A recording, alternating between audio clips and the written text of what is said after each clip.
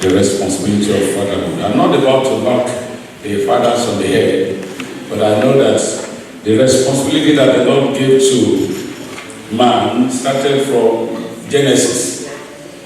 In the book of Genesis, the Bible says God put the mud together in Genesis and says that from there he formed man. The man that God formed in the book of Genesis was a mature man.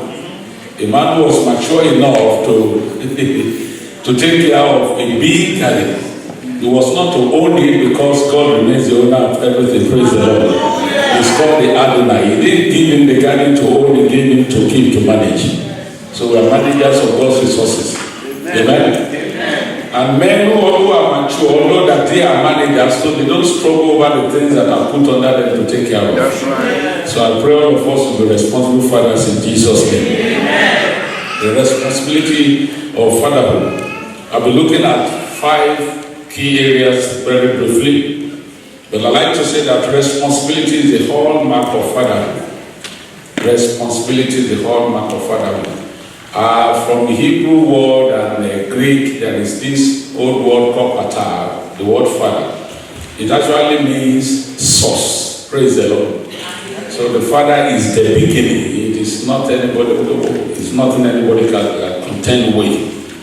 But the issue with being the source is that if one is not careful and does not really understand what it means to be the source, you will miss the opportunity. Praise the Lord. Remember again that Eve was created out of Adam. Eve was the first daughter of Adam. Praise the Lord. She was taken from his side. And if every man who is mature to be a man recognizes that there is no problem for the woman in the house. Amen. The reason why we have problems in the house most of the time is because the father is not a real father. And I think I'm speaking to real fathers here this morning. Like real father, shout hallelujah. Let me say this, that it is not the stick within the man's 2 legs that qualify him to be a man. Amen. There is something more than that. Yes. Praise the Lord. Hallelujah. The abuse you see all over the place today, the confusion that people have is because they don't know what who a man is. Some are confused. Amen. God created them as men, they say they are something else. Yes. Amen. When the purpose of a thing is not known, the abuse is inevitable. So those who are confused as to the identity that the Lord has given to them, there is serious confusion. And I know they are not in the house this morning. Praise the Lord. Amen. So I'm looking at 5 areas of responsibility for the man that God has created to be a father. Number 1 is the responsibility of being the source. Let somebody say source. Source means the origin. Man that is the father, the mature person that we talked about in the form of Adam, was created by God to be the source. Not only the source, but also the sustainer. So I want to talk about the source first. Source means the father in the house upon whose shoulder the Lord has placed the responsibility to nurture, to care, to oversee a family is under a responsibility to continue to bring to the table what that family requires. I'm not only talking of substance, I'm talking of wisdom, I'm talking of leadership, I'm talking of character building, I'm talking of leading in every area. A father is a leader. Let somebody say a father is a leader. A father is a leader. He leads the wife, he leads the children. And when he misses leading and the woman has to lead, then the organigram of God is shifted. The structure that the Lord has put in place has been affected. And once that is done, we begin to find all manners of disequilibrium in the society. It's gone so terrible. But I pray for us who are here, we will begin to show the world what it means to be a father indeed in Jesus' name. Amen. Praise the Lord. Amen. Father is the source. It's the source. In Adam, we find the source. The source of every seed that man ever will see again came from Adam. God created Adam as one person and he put the seed of all those who will ever be human beings on earth inside Adam. And that is why when the Bible says all have sinned and come short of the glory of God, it says all have sinned in Adam, because all of us were inside Adam, trapped in Adam. So whatever happened to Adam happened to us. But thank God for the second Adam that came, and through the blood he shed on the cross of Calvary, redeemed us from the curse that came upon Adam for the sin. Let somebody shout hallelujah. Hallelujah. The man, the father, is the source. And that is why God himself commanded that the woman's desire will be towards the husband. And the problem we have these days is that when the woman keeps coming and asking, the man is complaining. We ought not to complain. Why? Because we are the source. The woman has no other place to look unto. Praise the Lord. Remember it says in chapter 3, it says the desire of the woman shall be towards the husband. So your wife should come in the morning, ask, and come in the afternoon, and ask, and come in the evening, and ask, and come in the night, and ask, and you dare not say, why are you asking? Is somebody hearing me in the house? Because you are the source. You should not only be the source, but to be a capable source in Jesus' name. Praise the Lord. The man is the source. The man is the beginning. You know, and then because we are the source, we determine what the woman does ultimately. Yes, sir. Praise the Lord. Because we are the source is what to give the woman, and the woman multiplies and gives back to you. You have to keep giving. Praise the Lord. You know, we biologically, when you give your wife your sperm, she gives you children, isn't it? Yes. Give her groceries, she gives you food, isn't it? Yes. Give her a house, she gives you a home, isn't it? Yes. Give her comfort, she gives you peace, isn't it? Yes. And you give her trouble, she gives you hair. So if you don't know what your wife is giving you, change what you are giving to your wife. Give Jesus a big hand. It's all about the Father. It's all about the Father. Give the right thing, you get the right returns. Amen. I pray God will give us understanding. Honestly, we shouldn't complain as fathers because we are able. Let somebody say we are able. We are able, Father. So it is about us. We are the source. Number two, we are responsible as the sustainer. Let somebody say sustainer. Sustainer means, you know, many times people start marriage, they are not able to continue. I've seen wedding that ended 6 a.m. the following morning. I've seen a wedding that was conducted in Nigeria, and the reception was conducted in the UK with in London. A fresh Canadian flown to United Kingdom from Nigeria, and the marriage did not last 6 months. Amen. This morning, I'm trying to tell my fellow men on this journey that we should take responsibility. Come to a man by your side and say, take responsibility. And I can confidently say so. Praise the Lord. Because it is a matter of responsibility. It is not money first, it is responsibility. Let's not say responsibility.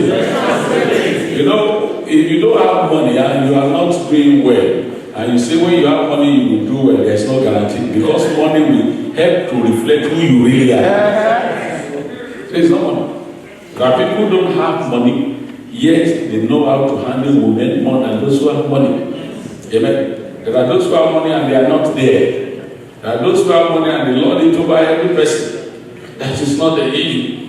So the sustainer is the one that must sustain the momentum of living. It's the one that will make sure that life continues in the home. The man dictates the atmosphere in the house. I've been there for 33 years. I know that each time in the house that I seem not to be, you know, maybe joyful, the atmosphere in the entire house changes. No matter how well my wife may try, she cannot upturn it. Praise the Lord. Because it has to cascade from the head downwards. I pray for every man in the house to be a joy giver. Amen. You be a promoter of joy. Amen. In your home. In the mighty name of Jesus. As I said earlier on, as a sustainer, that means we should be there all the time. Even if you don't have the substance, our tongue, our mouth, our confession should continue to keep faith alive in the house, because faith must be sustained. In 1 Timothy 5:8, 1 Timothy 5:8, precisely, the Bible says that a man who does not provide for his own household is what? It's like, oh yes, it's responsibility. And God was mindful about this. You know, in a church, you don't wear it, you don't have work you are doing. I'm sorry about it, but that's the rule in that church. You can't. And of course, you cannot also marry if you don't have one room that is your own. I won't allow you to go and marry and stay in your father's house. Oh yes, because you will not make that woman to enjoy marriage. Yes. Praise the Lord. You know, we say that you are the one that is responsible for sustenance in the house. We know women in the days where you keep helping, that is good. But my prayer for all men is that your wife will not become your husband in Jesus' name. Or I pray for all women, you will not become the husband of your husband in Jesus' name. All women say amen to that. Don't ever desire it to be witchcraft. Don't even think, oh, it's witchcraft. That will not be your portion in Jesus' name. Hallelujah. The man is the one the Lord has put in the place as the leader. Is the one to lead, is the one to sustain the momentum in the house. And that is why I said earlier on that when the wife keeps asking, we must never complain. May the Lord trust you enough not to complain and to accept responsibility in the mighty name of Jesus. So in Genesis chapter 30 verse 1, Genesis 31, we find a very rare request or demand or complaint by Rachel. Bible said Rachel was barren and she went to the husband and said, give me children or I die. And you are asking, why should he ask her husband? She said, thank you to ask her husband, because that's the person between her and God. Give Jesus a big hand of that.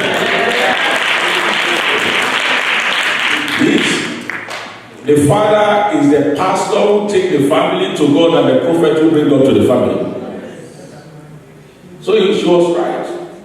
And you know what happened later? The Bible said, of course, when we go back to the case of Sarah, the Bible said when Isaac prayed for his wife, what happened? He brought forth a child. I've seen many cases where couples that are waiting on the Lord will invite them to the front to be prayed for. The husband will sit back and say, you go. That's not right. Whatever is happening in that family, whatever the temporary reproach that is there, you are the captain in the suffering. You can't take that duty. Amen? Because if the wife will bear sorrow for that challenge, you determine it. Amen. You will see families where family members will come and begin to rage and talk to the wife, etc. You are not giving a child a male child, even though they are so ignorant that not to know that the man that determines the sex of the baby.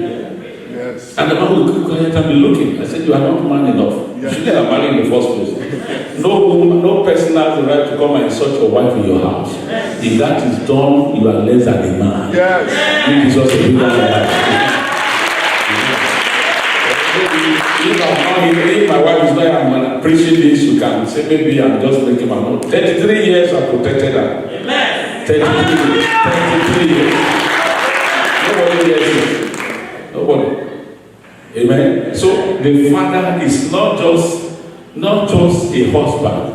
The father is more than that. In fact, the husband, this father, like I said, you are the first daughter that you have is your wife. So what you should not allow to be done to your daughter, biological daughter, you never allow it to be done to your wife. Give him a big hand now. I pray that all the fathers in the house will be fathers indeed in Jesus' name. Yeah. Praise the Lord. So like I said, they are created to keep receiving. We are created to keep giving. You will never be tired in Jesus' name. In Genesis 31, I mentioned it, that lady called to the husband to give me children. We should be there to give them comfort. We should be there to give them encouragement. We should be there not to alter the order. And I pray we'll be there to do so in the mighty name of Jesus. Genesis 3:16, God played where is a cause that is mitigated. But he said that the desire of the woman shall be towards her husband. it shall be your husband that you are looking up to. Women are not allowed by God to accept parity with their husbands. Even if they are earning more than your husband, she remains your husband. Praise the Lord. And the whole world should not know if you are careful and wise as a woman. And I've seen a woman who for about 20-something years was the one earning money in the family. But because she was humble from the beginning, only those of us might say, mommy, as their pastor knew that family, that the one bringing money to this family is the woman. So many circumstances were coming against the man. The woman never worried. Praise the Lord. When she buys a car for herself, she is sure that the husband buys an equivalent home. Amen. I pray God will give us wisdom in Jesus' name. Amen. So the man must sustain momentum in the house. And I say she cannot alter what you give to her. Praise the Lord. It is what you give to her that stays with her. So the husband is sustained. Number 3, the husband, the responsibility of the father is strength. Let's not say strength. Oh yes. The man is the strength of the family. The father is the strength of the family. If a family is weak spiritually, look to the father. If a family is weak in any other areas, most times look to the father. You determine what happens in the family. The man determines the spiritual strength in the family. The man determines the strength of character of family members. And we can't abdicate that responsibility. In Genesis 18, verse 19, Genesis 18, 19, God commended Abraham. He said, I trust Abraham that he will bring, his family, his household in the fear of the Lord. He will train his family in the way of the Lord so that I can fulfill covenant to him. Praise the Lord. So when we stand to fulfill responsibility as men, it is so that God can open our heavens and bless us for the glory and amen in the house. That's why I warned earlier on, we are not to lord anything over anybody. And I think I said here 7 years ago. And you see, when some men come back home and some things happen, you say, and beat your chest and say, I'm the breadwinner in this house. You don't know Jesus Christ. The only breadwinner is the bread of life himself. Jesus Christ. It's not permitted. Because he is your source. Without him, you are nothing. Praise the Lord. That's why the first law in the school of prosperity is God is my source. Let's all say God is my source. God is my source. He is my source. I have no other source and nothing comes to me except what you permit. I can't open my mouth and brag over anything. And I found out many times when men come and become oppressive because of substance in their hand, they begin to close their heavens. Because when you mess up with the one, he puts under you because there is a higher one always above you. He can mess up with your own head. God forbid in Jesus' name. And I think I told you this, how God taught me a lesson many years ago. I was trying to show that yes, I'm the one that can determine what goes to my wife. God called me that second. In those days, a suit that I would buy was 30,000 naira, and a skirt suit for my wife was just 7,500. Praise the Lord. And then when she said, whenever we go, I said, I want to buy 2 skirts. I said, no, you need more. I've just bought 1 suit, you need more. So God called me. God called me and said, how much is your suit? I said, 30,000. He said, how much is that skirt suit of your wife? I said, 7,500. He said, how many skirt suits of your wife will you find in one? He said, 4. So I said, God, I surrender. I said, Daddy, I didn't do it. After all, her beauty is my glory. That's right. Hallelujah. Her beauty is my glory. When she shines, I'm the one shining. That's right. Give Jesus a big hand. So if I'm making that comfortable, I'm actually making my destiny comfortable. I pray God will help us to understand that in Jesus' name. Women in the house, who will clap for the pastor this morning? Praise the Lord. This is what we tell of us in Jesus' name. Character building in the house depends on the pastor, on the father. Unlike Genesis 18:19, we find in 1 Samuel chapter 2, verse 27 to 30. 1 Samuel 2, 27 to 30, how God calls the family of Eli. Because he dropped this responsibility of fatherhood. The Bible says, the place there, I think verse 26 or thereabout, the Bible says, I mean, God complained. He said, Eli respected his sons more than him, God. And he sent a messenger to him to warn him, and the man said, it is God, let him do what he wants to do. He said, that's an insult. That was impunity. Yeah. Unfortunately, in that chapter, everywhere you have this issue of bad children in the Bible, check most of the time, the father is the only one mentioned. What does that mean? God expects man to take responsibility. God expects man to, if children in the family will be disciplined, is the father. If they won't be disciplined, is the father. And responsible women know that when the father is talking or rebuking or chastising the child, the mother does what? Keeps quiet. Hallelujah. Even if you misdo it, the woman does not talk in the open. When you get back to the bedroom, say Darlene or Romeo or Julia or whatever. So, I appreciate the way you dealt with that as son, but maybe next time, please. You see that the way I do now, small. That's a wise woman. Because the day you insult your husband in the presence of your child, that's spelling trouble for the future of that child. I pray in the name of Jesus, your children, as the children God has given us, my family, they be glorious children in Jesus' name. Amen. Responsible children in Jesus' name. Children that anywhere there in the world you have peace, it begins in the house. Of course, that proverb says charity begins at home. Our children will not be delinquent children in Jesus' name. Amen. The strength of the family, strength of character is from the father. Like I said earlier on, we want to build the family spiritually. The father should be one, the priest bringing people to God at the altar. There are usually 3 altars in the house: the individual altar, the couple's altar, and the family altar. Praise the Lord. How strong your altar is determines how strong your family is. That's the way we make the destiny of our children. That's where we use the power of oneness, power of unity all the time to build strength, formidable strength, to make God your shield, your armor, your buckler, your refuge, your stronghold, your strong tower. Praise the Lord. On the altar. So the prayer place is not to be neglected. But men of our age, because of quest for work and all of that, they are abdicating the responsibility of the altar. Then we should go back to the altar again. Praise the Lord. I can tell you, to the glory of God, in 33 years, there is nothing my wife and myself have agreed upon in the order of Matthew 18:19 that God did not do for us. Let me celebrate Jesus today. Give me the glory. Nothing. But let me tell you the secret we found is that when, as a father, you understand that every issue in the family is not to be resolved in your favor, in favor of your wife, and vice versa, you have overcome Satan. Hallelujah. A research was done, and the reasons why families separate.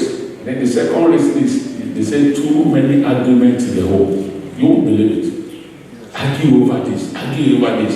I want to show them that my argument is superior. How can it be harder? It is a wife that now brought the suggestion for the issue. What's your headache? God says you need her. That is why He said that in the first place. That's right. Every time you prove you don't need your wife, you are insulting God, but the Lord have mercy. Amen. They have to be hard out, they can't be shut down, and you can't afford to insult your wife, even in the public place. Because you are insulting yourself. Yes. Every person who is responsible, they know that this man is not responsible. I pray God will help us in Jesus' name. And what I find, the more you say, bring your wife, the more heaven opens, your heaven opens. That's the truth.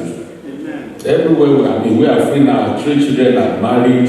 We are virtually free, only that we adopted and orphan now that want to educate to university level. But otherwise, the rest of our life, do a little work of ministry, go on holidays.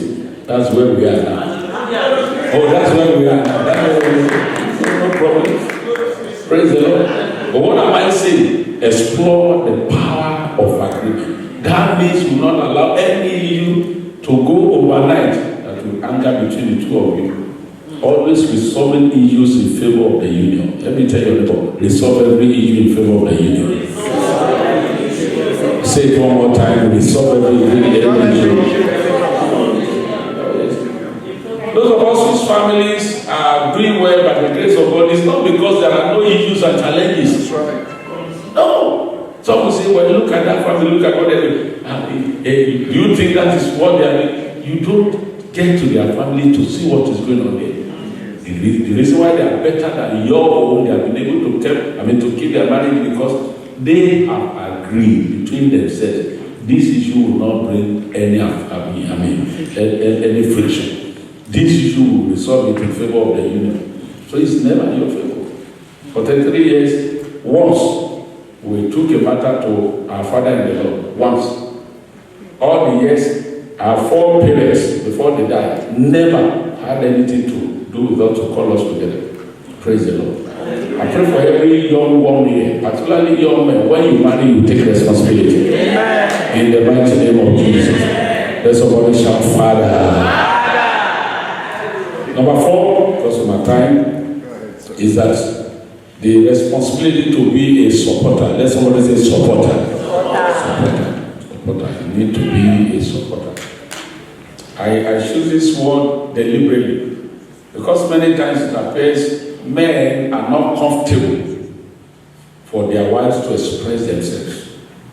I thank God for our mommy here this morning. How many times she talked about come to pull the pastor to dance and all that. That's true.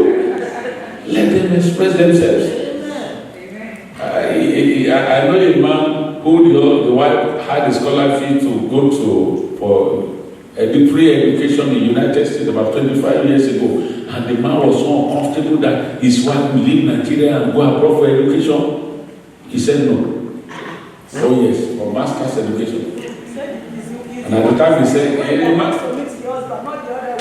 yes. So she said, me, I have only a bachelor's degree. You now go for master's abroad. Free scholarship, federal government of Nigeria. A man's mentality will always define his destiny. No wonder the man at 65 went to marry a young girl of 23 years. Beginning trouble again when all the children were already married. Praise the Lord. He lost it from the beginning. Yes. That will not be your story. But to support our women in every noble thing that they are doing, even our children. We are not competitors. No. Everything good that my wife does that brings to the family is for the benefit of all. Yes. Praise the Lord. We have to support them. To give support, spiritual support. The father supports everyone in the family to succeed, both the wife and the children, and other members of the household to attain great heights in destiny.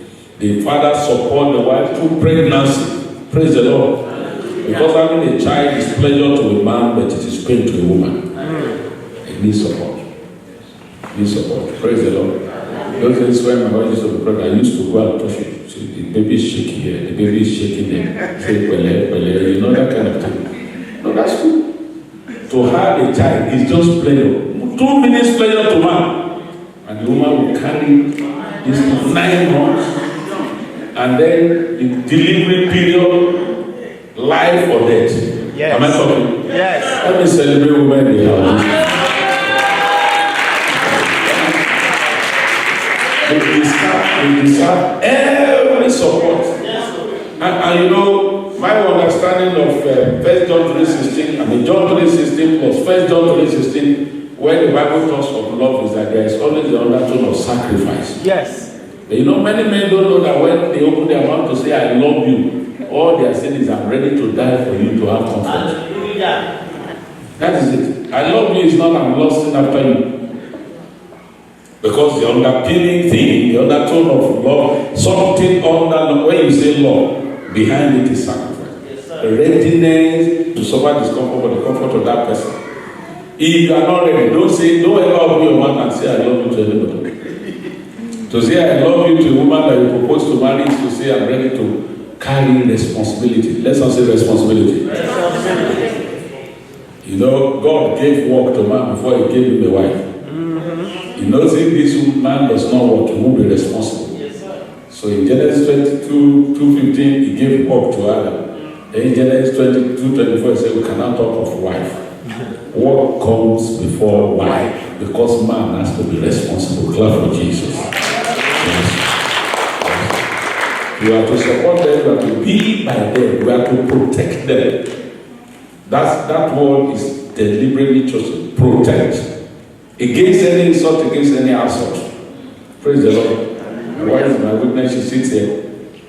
My younger sister is still older than my wife by age.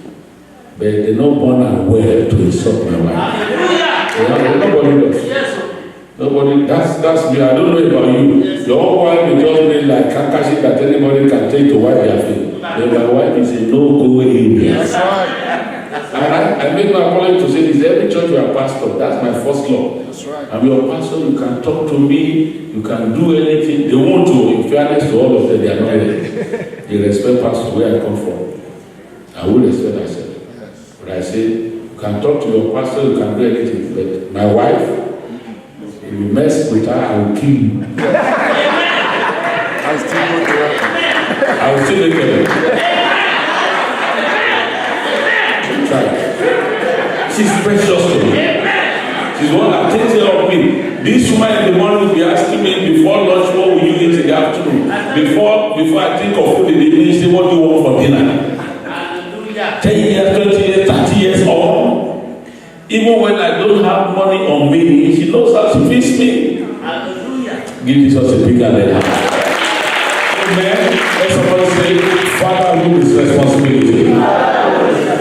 So we need to.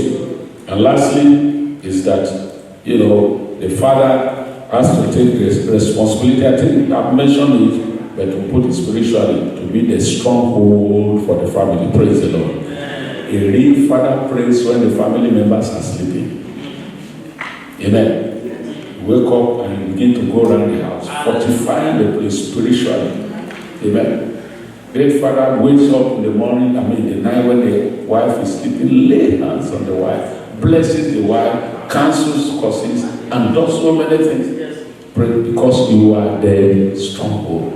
I pray today, all our fathers will accept responsibility. Amen. In the mighty name of Jesus. Amen. Let me end up by saying that how the responsibility also must be mutual is the issue of love and submission. Like I've said, love means you are ready to make sacrifices. I'm ready to be discomforted so that my wife can have some comfort. And if every man understands as a Christian that the duty to love is first a duty you owe to God and that your wife becomes the beneficiary, you have a problem. The reason why we have a problem as men in loving our wife truly is because we have made her the first object of the love. She's not. Listen to me attentively. God is the first object of our love. Yes. Yes. It's God. In other words, it's a covenant responsibility I owe to God to love her because I owe this duty to God first, and as long as I'm true to God, I'll be true to love her. If I'm not true to God, then I can miss not to love her. And vice versa for the woman. If the duty you owe to your husband to respect, submission, I use the word respect. All that men need from women is respect. Let's not say respect. Respect. Say it again, respect. Respect. And I know our mothers know what respect means. Yes. Oh yes. Yes. Respect. Respect. For example, you don't cook food and you say somebody else will serve your husband when you are at the house. That's an insult. You carry it by yourself. It's the dignity of your office. And a little bending of the knee. Give Jesus a big hand. Oh yes. As I was doing that, there is an unexpressed blessing coming from the womb of the heart of the husband. Blessing you. You don't know that the time that men bless their wife most is when they give them good food. Start for Jesus. It's not when you sleep in bed. Anybody can sleep with any woman. That's not the thing. But this one that gives you food, you taste the food, especially when it's a surprise. This is when I went to court as a lawyer and I was coming in the evening and I suddenly get home to find pounded jam and a goosey and a sauteed and oh God. Praise the Lord. I'll first leave the food and bless my wife. Amen. What am I saying? Because she understands that that is her place. But what I'm saying is that the woman understands that I need to respect my husband. It doesn't matter whether your husband is a school sat and you're a PhD holder. It does not matter. Yes. You were not blind when you married him as an illiterate. So you can't complain. What you have, nurture it. Don't look outside at another person's home. Yes. So if my love is constant, guaranteed, because it is forced unto God, and my wife becomes a beneficiary, and my wife's respect to me is constant, because it is first a covenant duty to God of which I'm a beneficiary. That means love and respect in the house, they are mutual and constant. Clap for Jesus. No stress. Your family will live a no stress life if you can just operate like that. Just to love her because I love her because I am a child of God. I love her because I'm under a covenant to love. She respects me because she's a child of God. She respects me because it is a covenant duty to God. I pray for every family under my voice. In the mighty name of Jesus, your family shall be an example to all of us. Every father in the house, as you accept responsibility, your greatness is coming. The Lord will allow your course all the time. None of you will die young. In the mighty name of Jesus. I bless every father in the house today. I ask, Father, whatever it takes for a father to be a husband over the wife, give it to this man.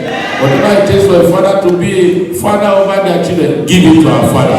In the mighty name of Jesus. And I pray concerning every home where there may be crisis or confusion or conflict, in the mighty name of Jesus, by the anointing of this pulpit, I declare an end to crisis in Jesus' name. I decree in the mighty name of Jesus, whatever is in the secret, whatever the family desires and is still waiting to happen, by the anointing of this altar, I decree manifestation in the name of Jesus. I ask you in straight land here. Joseph said to his brother, I said, tell my father to come and see my glory in a straight land. I decree in the land of America, your glory shall emerge. Your glory shall show forth. Your glory shall shine forth. In the mighty name of Jesus. I decree for every family that you say your children shall be great examples of the Christian goal. Your children shall be greater than you. In the mighty name of Jesus. I decree every challenge before you today that the Lord will bring solution. In the mighty name of Jesus. And I decree in the mighty name of Jesus for year 2019, when the end of this year shall come, your testimony shall be more than your prayer. Thank you, Father, as you bless every family. In Jesus' mighty name I pray.